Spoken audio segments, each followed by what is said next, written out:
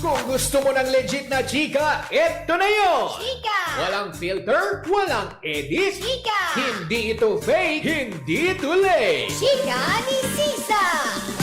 Lahat ng ganap sa showbiz pag-uusapan natin dito. May nag-break, may nagkabalikan. Tara at pag-usapan. Kung ano man ang chika, alam na ni Sisa. Ito ang Chika ni Sisa. Chika! Ni Sisa! We are number 106.7 Energy FM. Ang panggawag mong sabihin na radyo, sabihin mo, Energy! Hello pa rin po mga pangga Metro and Mega Manila sa mga nakatutok via our digital platforms on Facebook, TikTok, and of course sa ating YT channel on Energy FM 1067 sa ating mga team replays sa mga kayong ng Pilipinas at ng mundo. Hello Philippines and hello world! Ganun ko kayo kamahal, diba? Hello pa rin po lalong-lalo na kay Cathy Amos na all the way from Australia. And of course, hello pa rin po kay Miss Alicia Balatbat of Lola Nena. Hello sa iyo, Tita Alice. Magandang hapon. At syempre sa mga taga-Hungry Pares kay Ma'am Regina. Hello po sa inyong lahat dyan. Kamusta? Hindi ba? Parang ang sarap sa mga panahon na to kumain ng masarap na pares. Diba? Na nakakaloka. Diba? Ma'am Reg, baka naman. Charot.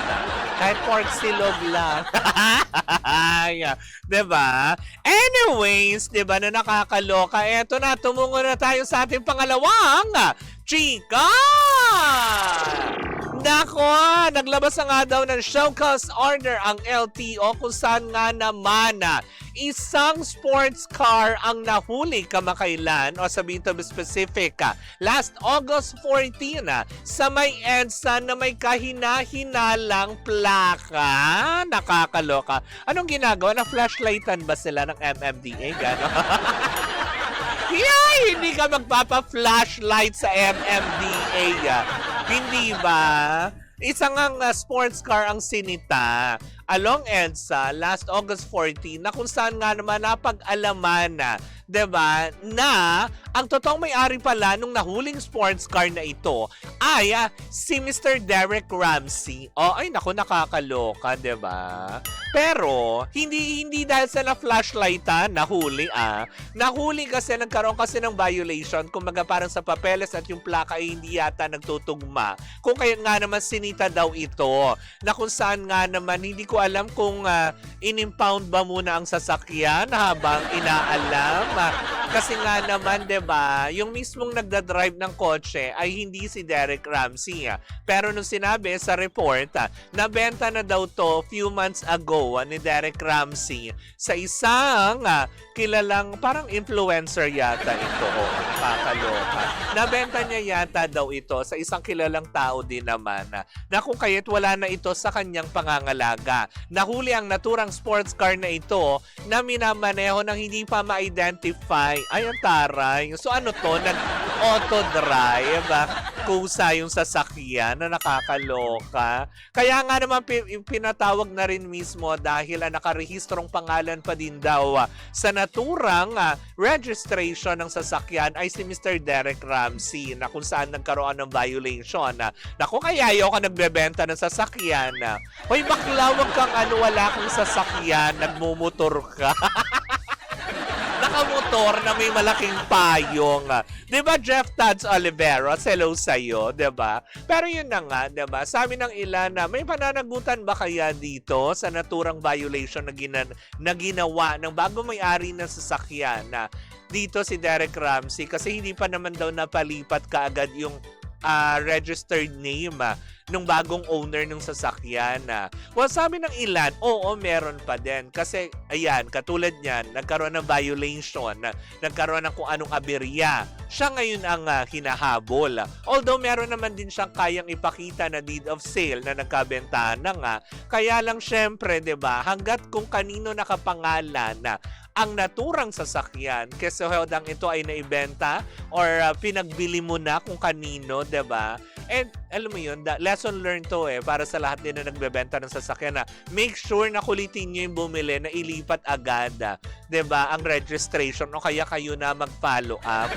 Hindi porke nakuha nyo na yung pay lalu-lalung, dead man na kayo, 'di ba? Kasi katulad niyan hindi natin nasasabi ang anumang aberya meron sa kalsada, 'di ba? Katulad nito, 'di ba? Mali ba naman nila mayroon pala sa EDSA, marami palang mata dyan.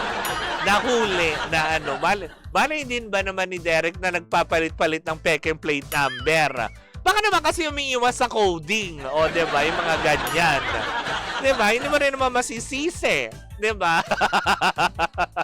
Baka naman kasi isa lang talaga yung sasakyan.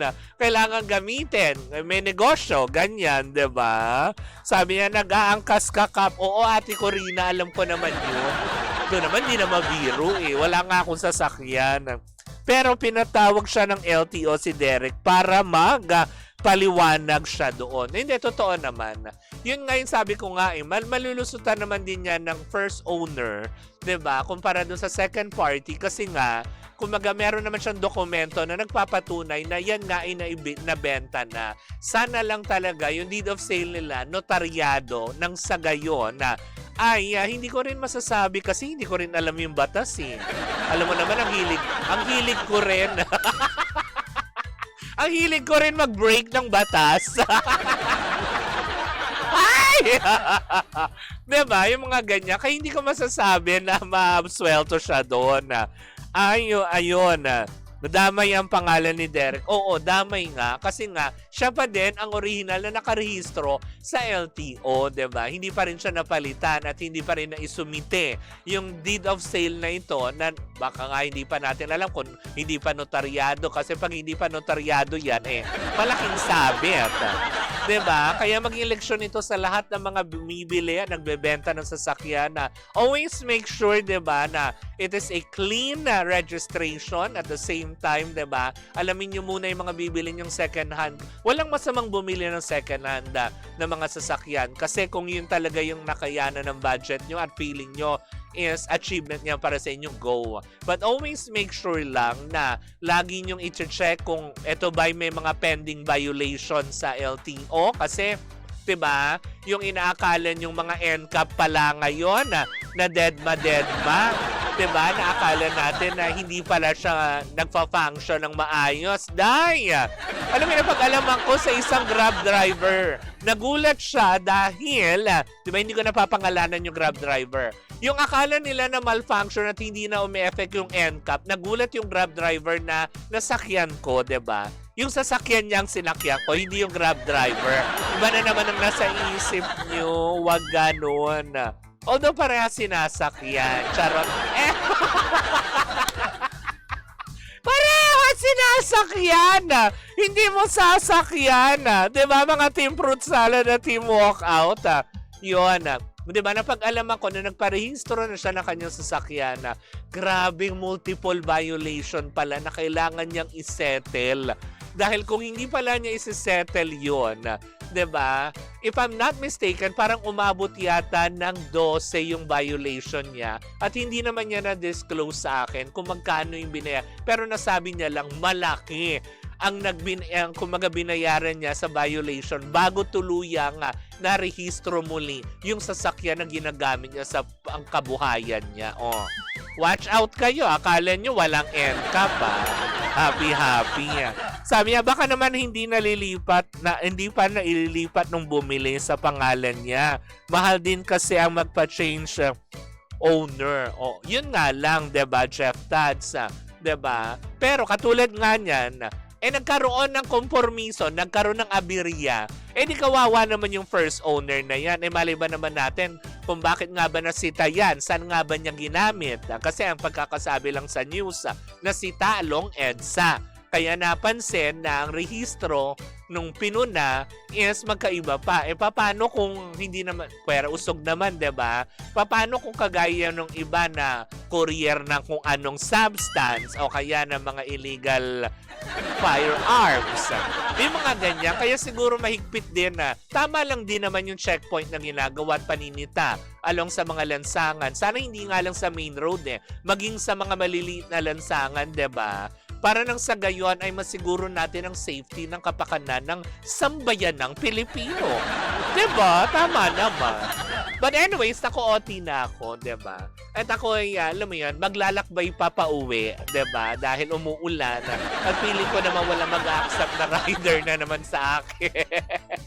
Anyways, ayan na. Bukas po magka-chika, magkabalitaan na naman tayo para sa isang umatikabong chikahan na dala-dala ng napakagandang bakla. Ako po si Kapitana Sisa at eto pa rin ang Chika ni Sisa. Woo! At tuloy-tuloy pa rin po ang ating tugtugan kasama si Baby Toby para sa programang FRC. Dito po lamang yan sa number 106.7 Energy FM. Panggawag mong sabihin na radyo, sabihin mo Energy.